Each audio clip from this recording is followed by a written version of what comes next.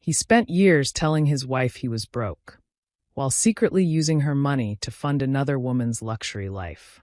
The mistress didn't hide it either. She met the wife face to face and bragged, "He buys me everything I want." When the wife finally confronted her husband, he didn't apologize. He told her no one else would have married her and she should be grateful. What he didn't realize was that she had already started planning a downfall he would never recover from. Hello fam, welcome to True Love Stories, where we share interesting and intriguing stories. Please do well to subscribe to my YouTube channel. Do not forget to like and share with your loved ones. Now let's dive into the story. Houston didn't believe in luck. It rewarded precision, timing, and relentless work. Danielle Brooks understood that better than most. Long before the properties, the polished contracts, and the steady flow of rental income, there was a younger version of her juggling two jobs, studying market trends late into the night, and saving every spare dollar with intention. She wasn't born into wealth, and she didn't stumble into it either. Everything she had was built, brick by brick, deal by deal, mistake by lesson. By 38, she had quietly established herself as a respected real estate investor across Houston, owning duplexes, small apartment units, and a growing list of profitable properties in neighborhoods others had once overlooked. Where people saw risk, Danielle saw opportunity, but only because she had trained herself to. Her days were structured, almost surgical. Early mornings reviewing tenant reports, afternoons negotiating contracts, evenings analyzing potential acquisitions. Discipline wasn't something she turned on and off. It was how she lived. And because of that, stability followed her. Financial security wasn't a dream anymore. It was her reality. The kind she had once promised herself she would never take for granted. Then there was Marcus Reed. Marcus entered her life at a time when things were just beginning to align. He was charismatic in a way that felt effortless, confident without seeming arrogant, attentive without being overbearing. He spoke the language of ambition fluently, throwing around ideas about business ventures, partnerships, and future investments. At first, it felt like she had finally met someone who matched her energy, someone who understood the grind. But understanding and performing are two different things. Over time, the edges of Marcus's ambition began to blur. The plans he talked about never quite materialized. There was always a delay, a setback, a reason things didn't go through. Danielle, already established and financially stable, picked up the slack without making it a point of conflict. At first, it felt temporary. Supporting your partner during a rough patch was part of marriage, wasn't it? Months turned into years. Temporary became normal. Danielle paid the mortgage on their upscale Houston home, a property she had insisted on investing in because she knew its value would appreciate. She covered utilities, insurance, property taxes, groceries, and even the occasional investment Marcus claimed would pay off soon. When he came up short, she filled the gap. When he reassured her things would change, she believed him. Marcus adapted quickly to a life he didn't have to build. His mornings became slower, his responsibilities lighter. Yet his taste, it only grew more expensive. Designer sneakers, nights out, sudden business meetings that stretched into early mornings. Danielle noticed, but she rationalized it. Told herself it was networking. Told herself success sometimes looked unconventional. Because the alternative, the truth, felt unnecessary to consider. She believed in loyalty. Deeply. Not just the idea of it, but the practice. To Danielle, marriage wasn't transactional. It was foundational. You built together. You endured together. You trusted that even when things weren't equal, they were still honest. That belief was the one thing she didn't audit. If she had, she might have noticed the subtle shifts earlier. The way Marcus became protective over his phone. The unexplained expenses that didn't quite align with anything tangible. The emotional distance that crept in slowly enough to be dismissed. But Danielle wasn't looking for betrayal. She was maintaining a life she had worked too hard to secure. And Marcus?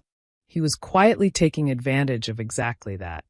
The moment everything changed wasn't dramatic, it was ordinary. A phone left unattended on the kitchen counter. A screen lighting up in the middle of the afternoon. Danielle wasn't even trying to snoop. She had simply been passing by when the notification appeared. Her steps stopped. Something about the message felt off. Not just inappropriate, specific. She looked at the name. Kayla Kissmark. A pause. A breath. Then instinct took over.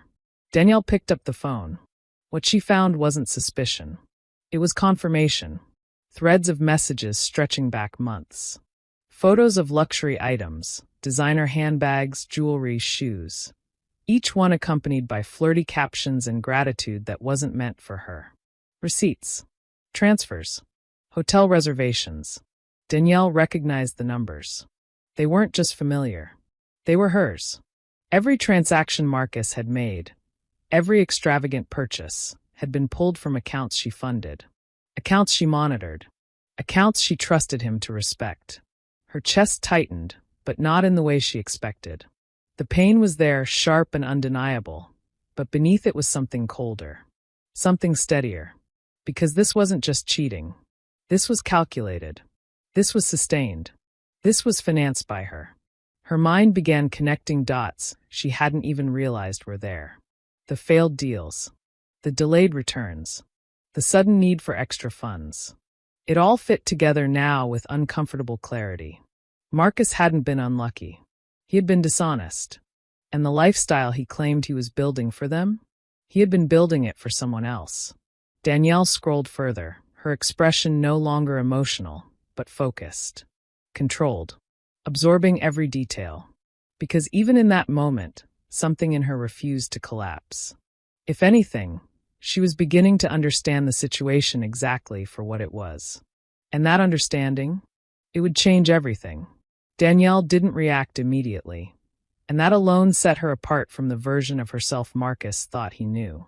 There was no screaming, no confrontation fueled by raw emotion, no impulsive calls or desperate messages. Instead, Danielle did what she had trained herself to do in every high-stakes situation. She gathered information. She went back through the messages, this time with intention. Screenshots, dates, locations, patterns. She noticed how often Kayla tagged places, restaurants, lounges, upscale cafes. Not for Marcus, but for attention, for visibility. And that's when Danielle saw it. A recent post. Public. Careless. Kayla, seated at an elegant cafe in uptown Houston, holding a designer bag Danielle had unknowingly paid for just days ago. The caption read, "Soft Life, sponsored face blowing a kiss." Danielle stared at the image for a long moment. Then she got dressed. There was something deliberate about her movements, calm, measured, almost clinical. She chose a tailored cream blouse, dark fitted slacks, and heels that carried authority without trying too hard. No dramatic makeup, no overstatement. Just presence. If she was going to be disrespected, she would not arrive looking like it. The drive to Uptown was quiet. Houston traffic moved as it always did, unbothered, unaware that someone's life was about to shift in a very permanent way. Danielle parked, stepped out, and walked into the cafe with the same composure she carried into business negotiations. Her eyes scanned the room once. She found her immediately. Kayla looked exactly like her pictures, mid-20s, effortlessly styled, glowing with the kind of confidence that came from being consistently indulged. She sat near the window, sipping something iced, her phone resting casually on the table beside her. Waiting, because the moment Danielle stepped closer, Kayla looked up and smiled. Not surprised, not nervous, expectant. "You must be Danielle," Kayla said, leaning back slightly in her chair, her tone smooth and almost amused. Danielle pulled out the chair across from her and sat down without asking. "I am." For a brief second, neither of them spoke. The air between them wasn't tense, it was charged. Two very different kinds of women, connected by the same man, measuring each other in silence. Kayla broke it first. "I was wondering when you'd come find me," she said, picking up her drink again as if this were casual. "Took you a little longer than I expected." Danielle didn't respond to that. She didn't need to. Instead, her eyes dropped briefly to the bag sitting beside Kayla, brand new, unmistakably expensive. "I paid for that," Danielle said, her voice even. Kayla followed her gaze, then smiled wider. Technically, she replied. Maybe. But he gave it to me. The dismissal was intentional. Danielle folded her hands neatly on the table. You're comfortable, she said. Not a question, a statement. Kayla tilted her head slightly. Why wouldn't I be? There it was. Not just confidence, entitlement. Danielle studied her more closely now. This wasn't someone caught in a secret. This was someone who felt justified. You're involved with a married man, Danielle said plainly. Kayla let out a soft laugh. Not loud, not defensive. Just amused. I'm involved with a man who knows how to provide, she corrected. What he does at home. That's your situation, not mine. The words landed exactly how she intended them to. But Danielle didn't flinch. That provision you're enjoying, Danielle said calmly, is coming from me. Kayla leaned forward slightly, resting her elbow on the table, her expression sharpening just a little. Then maybe that's the real issue, she said. You built a life and handed it to someone who doesn't value you enough to stay loyal. A pause. Then the final cut. Or maybe, Kayla added, her voice dropping just enough to feel personal, he just doesn't want you like that. The silence that followed was heavy, but not explosive. Because Danielle wasn't unraveling. She was observing. Every word Kayla spoke confirmed something deeper than betrayal. It confirmed Marcus's pattern. His preferences. His behavior. His weaknesses. And Kayla? She wasn't special. She was predictable. He buys everything I want, Kayla continued, sitting back again, clearly satisfied with herself. Trips, gifts, whatever I feel like. I don't have to ask twice. Danielle nodded slowly, as if processing, not the insult but the information. And what do you give him? She asked. Kayla smirked. Enough to keep him coming back. Honest. Blunt. Transactional. That was all Danielle needed to understand. She stood then, smooth and unhurried. Kayla looked up at her, brows lifting slightly. That's it? No scene. No breakdown. Danielle reached for her bag. You can have him, she said. Kayla's smile returned instantly. Oh, I already do. Danielle paused. Not because the words affected her, but because she wanted to see her clearly one last time. And now she did. Not as competition. Not as a threat. But as a symptom. You're right, Danielle said quietly. You do. And with that, she turned and walked away. No raised voice. No tears. No spectacle. Just heels against polished floors, steady and controlled. Behind her, Kayla picked up her phone, already disengaging, already moving on to whatever came next. Because to her, this was just another moment. But to Danielle, this was confirmation. Not just of the betrayal, but of the kind of man Marcus truly was. And more importantly, the kind of ending he deserved. By the time Danielle stepped back into the Houston heat, the pain had already begun to reorganize itself into something far more useful. Not emotion. Strategy. By the time Danielle pulled into the driveway, the sun had already dipped low, casting long shadows across the front of the house she had paid for in full. For a moment, she sat in the car, hands resting lightly on the steering wheel, her reflection staring back at her through the windshield. From the outside, everything still looked intact. The manicured lawn, the modern exterior, the quiet suggestion of stability. But Danielle now understood something she hadn't fully accepted before. A well-built life could still be occupied by the wrong person. She stepped out of the car, walked inside, and immediately felt it, that subtle shift in energy. Marcus was home. Music played faintly from the living room. Something low, relaxed. Carefree. Danielle set her bag down deliberately on the entry table and walked in. Marcus was stretched across the couch, one arm draped over the back, his attention split between his phone and the television. He looked comfortable, too comfortable, as if nothing had changed, as if nothing needed to. He glanced up briefly when she entered, his expression unreadable at first. Then, slowly, a smirk tugged at the corner of his mouth. So, he said, locking his phone and tossing it beside him, you finally met her. There was no tension in his voice. No attempt to hide, no flicker of guilt. Just casual acknowledgement. Danielle stopped a few feet away, studying him, not emotionally, but analytically. You knew I would, she replied. Marcus shrugged, sitting up slightly. It was only a matter of time. That alone told her everything. This hadn't been a secret to protect. It had been a reality he didn't care to conceal. Danielle crossed her arms loosely. You've been using my money, she said, her tone steady, to fund another woman. Marcus let out a short laugh, shaking his head like she had just stated something obvious. And, he said. The word hung in the air, heavy, dismissive, almost mocking in its simplicity. Danielle's expression didn't change. And, she repeated. Marcus leaned forward now, elbows resting on his knees, his posture shifting from relaxed to something more deliberate.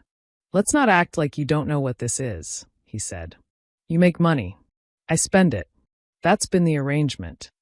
No, Danielle said quietly. That's what you turned it into.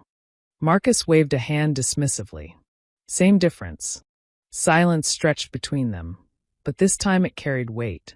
Danielle took a slow breath. You lied, she said. Repeatedly. You told me you were building something. That you needed support. Marcus rolled his eyes slightly. I did need support. For what? She asked. Hotel rooms? Designer bags? Another woman's lifestyle? He didn't answer right away, and not because he couldn't. Because he didn't feel the need to justify it. Instead, he stood up. Now they were face to face. You're making this bigger than it is, he said. Men do this all the time. Danielle's gaze stayed locked on his. Not with their wife's money. That hit, but not enough. Marcus exhaled sharply, irritation creeping in. You keep saying, your money like we're not married. We are married, Danielle replied. Which is exactly why this matters. Marcus's expression shifted then, not to remorse, but to something colder. Sharper. Let me ask you something, he said, tilting his head slightly. You really think someone else was lining up to marry you? The question wasn't rhetorical. It was intentional. Danielle didn't respond. Marcus took a step closer. I had options, he continued. Real options. Younger women. Better-looking women. Women who didn't come with. He gestured vaguely. All this. Danielle's face remained still, but something behind her eyes hardened. I chose you, he said, tapping his chest lightly. You should be grateful for that. There it was. Not just betrayal. Disrespect. Deep-rooted, unapologetic disrespect. You chose me, Danielle repeated slowly. Yeah, Marcus said. I did. She nodded once, as if acknowledging the statement, not agreeing with it, but placing it exactly where it belonged. And what exactly did you choose me for? She asked. Marcus frowned slightly, thrown off by the question. What kind of question is that? A simple one, Danielle replied. What did you choose me for? He hesitated. And in that hesitation, the truth surfaced without needing to be spoken. Danielle saw it clearly now. Security. Stability. Access. Not love. Not partnership. Utility. Marcus scoffed, brushing past the moment. You're overthinking it, he said. At the end of the day, you're still here. You still have a husband. That counts for something. Danielle let the silence stretch just long enough to make him uncomfortable. Then she spoke. You're right, she said. Marcus blinked, caught off guard. I should be grateful, she continued, her tone calm, too calm. I've been looking at this the wrong way. Now he was confused. Because this wasn't the reaction he expected. No anger. No yelling. No emotional collapse. Just agreement. Or at least something that sounded like it. Marcus straightened slightly, a flicker of satisfaction crossing his face.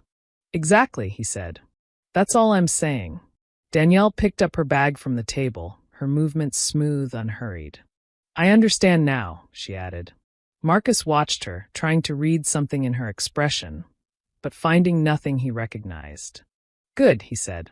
Danielle paused briefly at the edge of the room, then turned her head just enough to look at him one more time. Her eyes were steady, clear, resolved. And in that moment, there was something Marcus didn't catch, because he wasn't looking for it. Finality. You're absolutely right, she said softly. Then she walked away. Marcus let out a quiet scoff, shaking his head as he sat back down. To him, the conversation was over. Handled. Contained. He picked his phone back up, already moving on, already disengaging. Because in his mind, nothing had really changed. But upstairs, behind a closed door, Danielle stood in silence for a long moment. Not crying.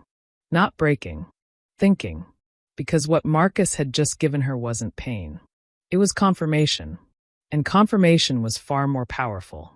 By the time she sat down, pulling out her phone, not to confront, not to react, but to act, the emotional part of this situation had already begun to fade. What remained was something far more dangerous. Clarity. And with clarity came direction. Marcus thought she had accepted her place. What he didn't realize was that she had just accepted her next move. Clarity changed everything. By the next morning, Danielle's routine hadn't just resumed, it had sharpened. She woke before sunrise, not out of habit this time, but intention. The version of her that had tolerated Marcus's behavior was gone. What remained was the same woman who had built her life from nothing. Focused, strategic, and impossible to outmaneuver when she decided to act. The first step wasn't revenge. It was protection. From her home office, Danielle began untangling Marcus from every part of her financial world. Joint accounts were reviewed, then restricted. Automatic transfers were halted. Credit access he had grown used to quietly disappeared. She contacted her attorney before noon, laying out everything with precision. Financial records, transaction histories, evidence of misuse. There was no emotion in the conversation, only facts. I want everything documented, she said. Every dollar. By the time she ended the call, Marcus was already operating on borrowed time. He just didn't know it yet. But protection alone wasn't enough. Danielle wasn't interested in simply walking away and absorbing the loss. Marcus hadn't just betrayed her. He had studied her stability and exploited it. And men like that didn't change when confronted. They changed when their systems collapsed.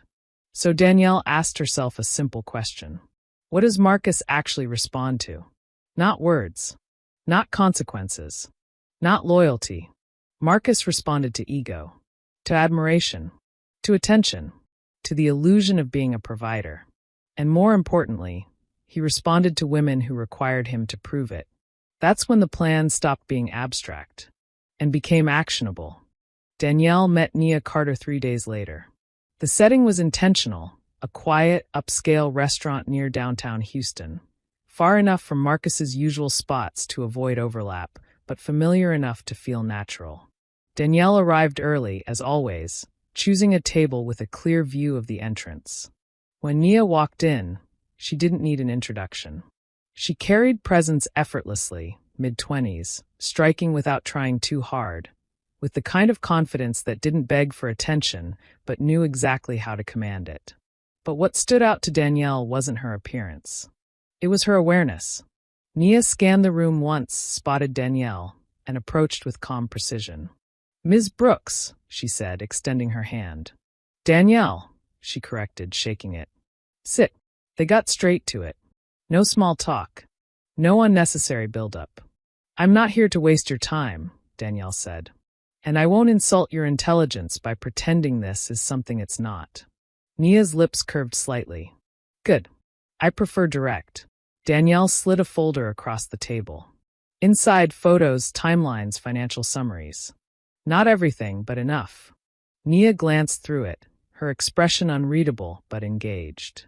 "So," she said after a moment, "your husband likes to spend money he didn't earn on women who expect it." "Yes.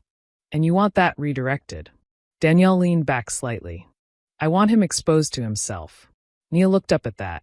Danielle continued. "Marcus believes he's in control. He believes he can maintain multiple realities as long as someone else is funding them. I want to remove that illusion. And you think I can do that?" "I know you can," Danielle said calmly. "Because you're exactly his type." That earned a small, knowing smile. "And what's my role, exactly?" Nia asked. Danielle didn't hesitate. "You become what he can't resist, and what he can't sustain." A pause. Then more specifically. You meet him.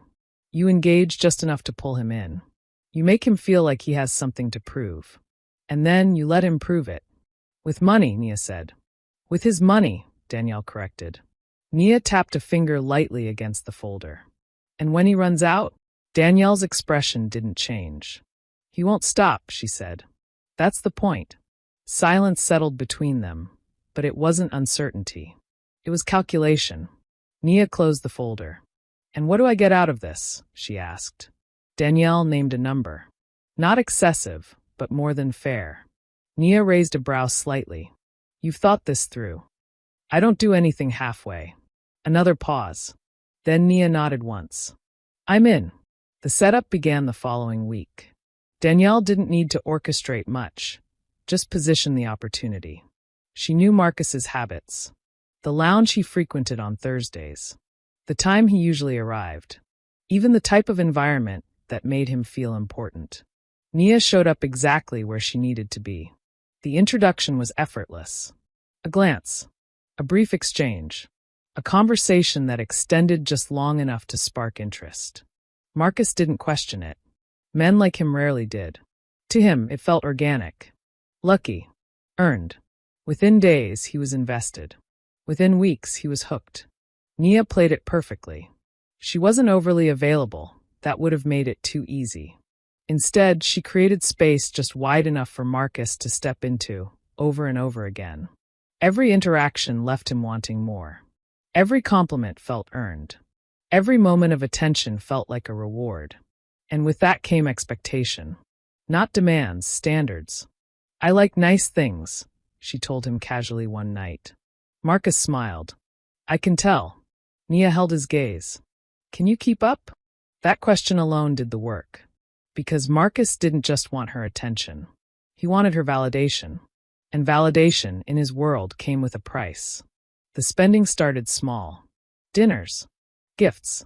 Subtle gestures. Then it escalated. Designer items. Weekend trips. Exclusive reservations. Each time, Nia responded just enough to reinforce the behavior. Not overly impressed. Not easily satisfied. Just expectant. Meanwhile, Danielle finalized everything behind the scenes. Accounts were fully separated. Legal protections secured. Asset ownership clarified and locked. Every financial door Marcus once had access to was quietly, but firmly closed. He didn't notice at first. Because the illusion was still intact. He still believed he was in control. Still believed he was the one choosing. Still believed he was playing the game. But the reality? He had already stepped into something designed for only one outcome. And Danielle? She didn't need to interfere. Didn't need to monitor every move. Because she understood something Marcus never would. When you give someone exactly what they think they want, without the foundation to sustain it, they will destroy themselves trying to keep it. And Marcus was already too far in to stop.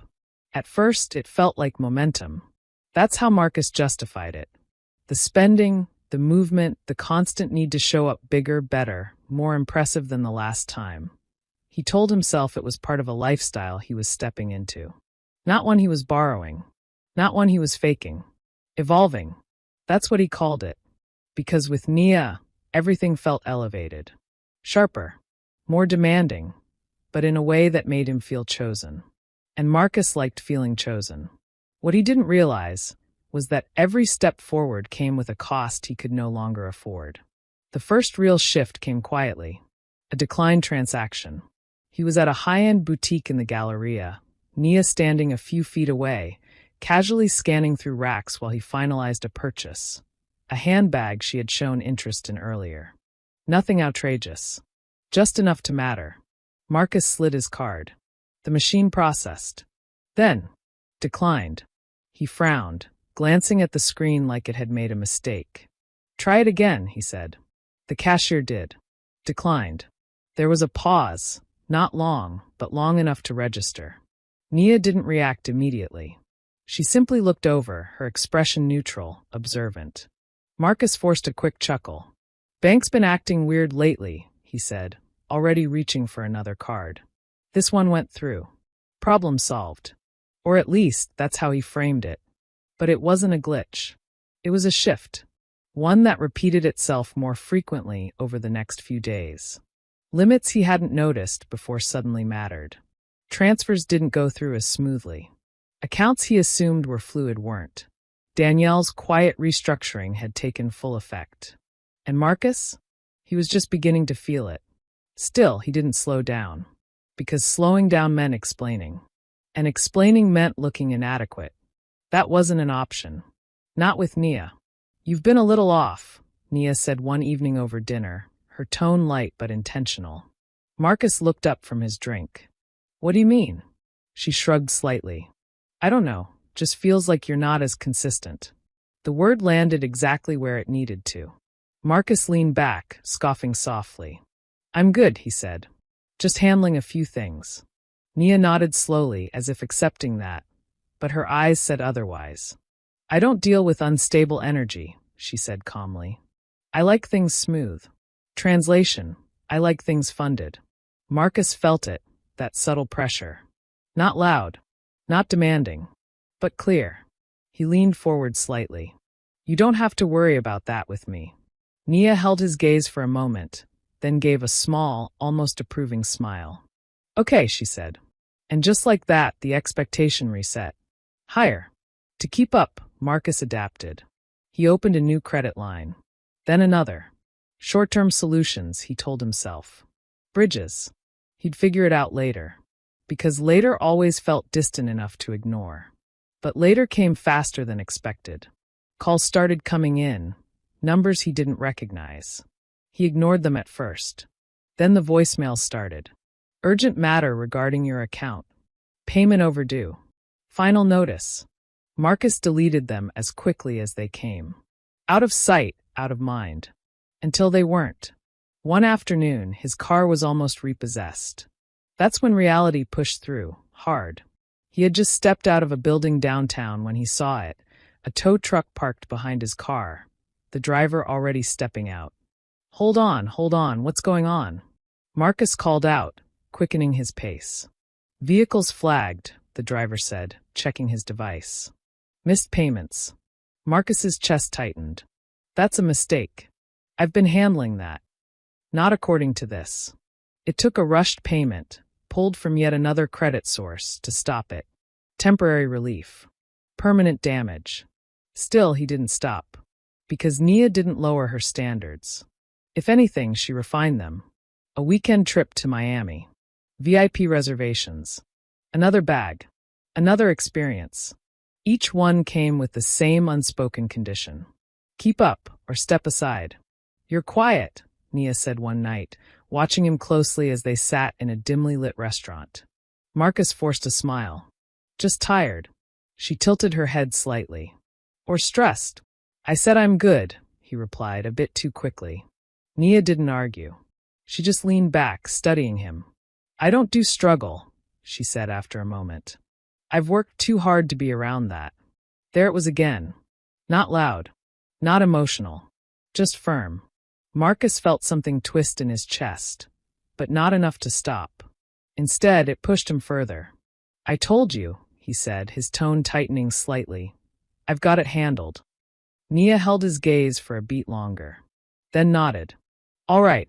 But this time, there was distance in it. And Marcus felt that too. By the time he checked his accounts, really checked them, the numbers didn't make sense anymore. Balances stacked against him. Minimum payments he could barely meet. Interest building faster than he could track. He sat there, staring at the screen, trying to trace where it all went wrong. But deep down, he already knew. It hadn't gone wrong. It had gone exactly where it was always heading. Desperation crept in slowly, then all at once. He tried to access Danielle's accounts. Locked. Tried transferring funds. Denied. Called the bank.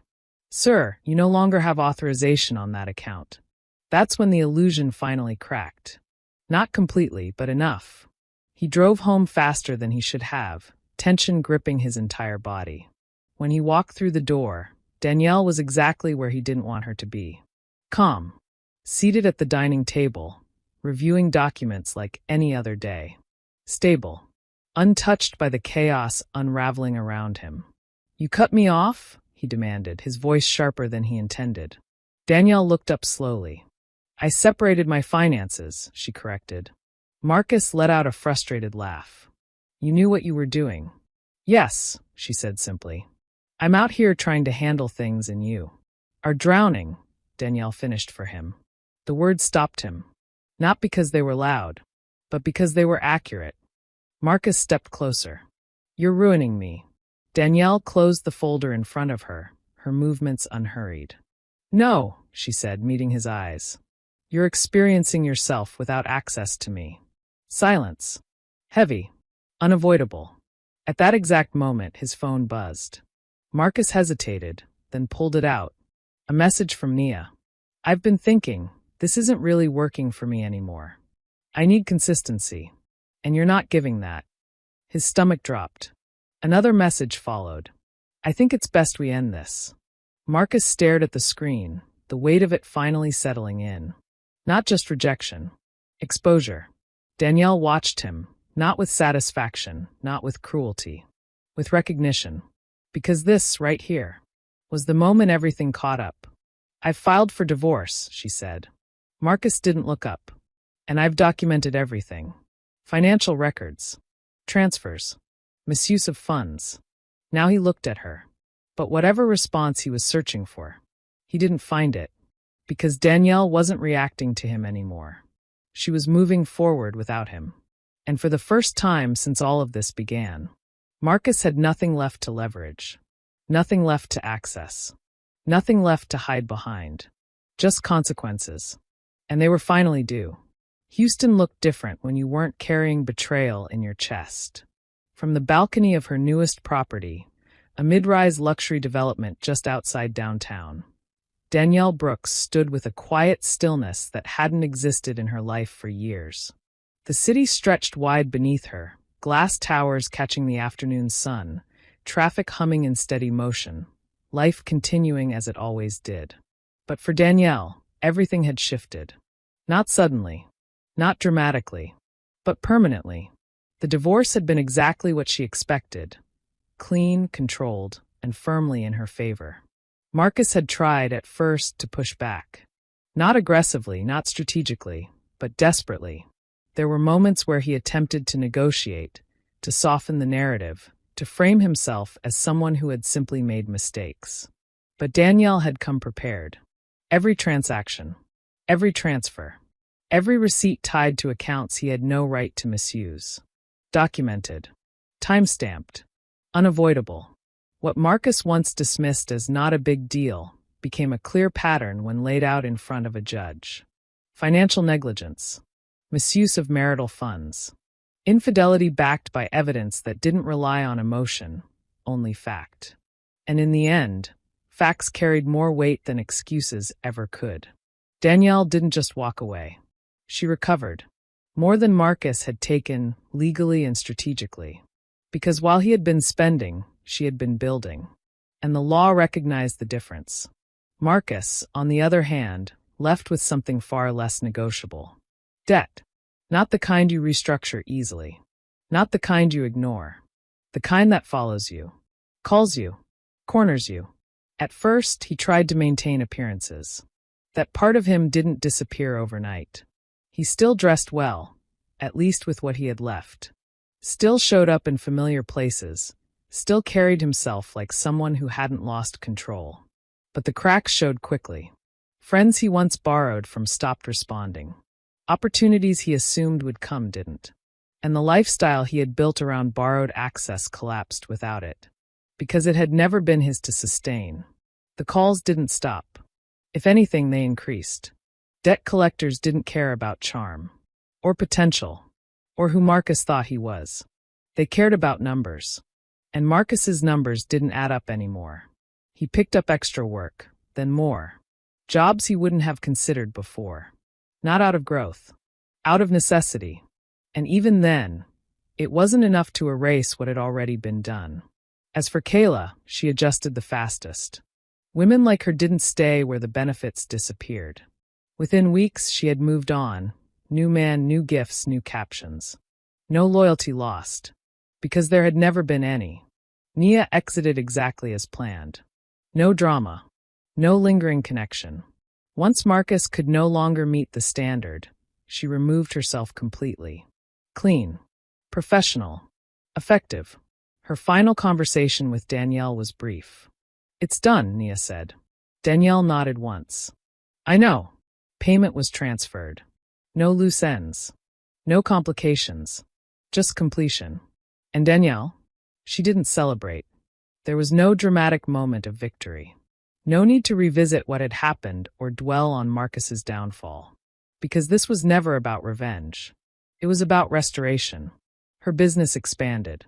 The same focus she had once split between her work and her marriage was now fully hers again. And it showed. New acquisitions. Smarter deals. Larger returns. She moved differently now. Not guarded. Not bitter. Just aware. Standing on that balcony, Danielle took a slow breath, letting the weight of everything settle, not as a burden, but as a marker of distance traveled. Her phone buzzed softly in her hand. A message from her lawyer. Final asset transfer complete. Everything has been closed. Danielle read it once, then locked her screen. That was it. No loose ties. No unfinished business. No one left with access to what she had built. For a moment, she thought about Marcus. Not emotionally. Not personally. Just factually. A man who had everything within reach, and lost it because he believed access was ownership. Because he mistook proximity for entitlement. Because he thought the source would never run dry. Danielle turned slightly, looking back into the space behind her. Clean, modern hers. Fully hers. No shared accounts. No hidden drains. No silent compromises. Just stability, earned and protected. Peace didn't feel loud. It didn't announce itself. It settled in quietly in moments like this, where nothing was being taken, nothing was being questioned, and nothing was at risk. And for the first time in a long time, Danielle allowed herself to stand in it fully. Not as someone recovering, but as someone who had already reclaimed everything that mattered. And this time, she wouldn't mistake access for love, or potential for truth, or presence for partnership, because now she understood something she hadn't before. Not everyone who chooses you is choosing you for the right reasons, and not everyone who loses you deserves another chance to find their way back. Finally, we have come to the end of this story. I hope you enjoyed the story. If so, do well to like and subscribe to my YouTube channel for more interesting stories.